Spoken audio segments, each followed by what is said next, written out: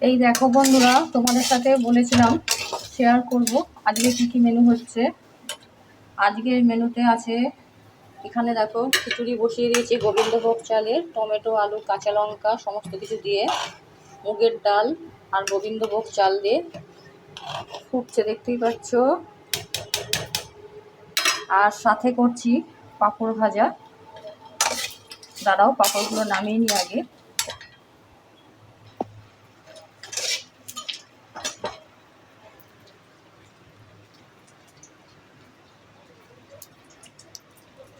আর দেখো কুমড়ো ভাজা করব, তাই জন্য কুমড়োগুলো এইভাবে কেটে নিয়েছি। কুমড়োগুলো খুব বেশি পাকা না, তেমন কাঁচা কাঁচা। একটু অল্প চিনি দিয়ে, হলুদ লবণ দিয়ে এটা ভাজা করব।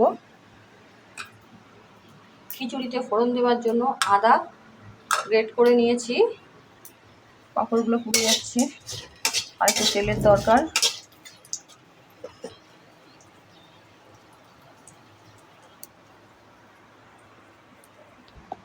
সকালে জলখাবারের জন্য চিড়ে ভিজিয়ে, দেখো ধুয়ে ভিজিয়ে রেখে দিয়েছি।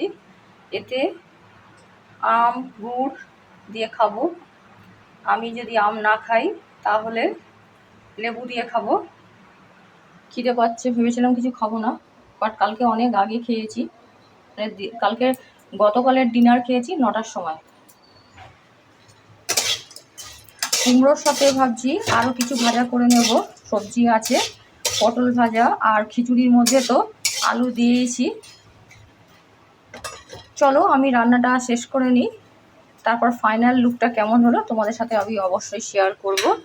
গোবিন্দভোগ চালের খিচুড়ি কারা কারা খেতে ভালোবাসো অবশ্যই কমেন্ট করে জানিও।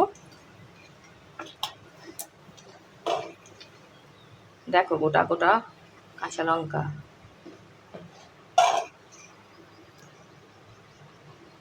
চলো এখনের মতন টাটা।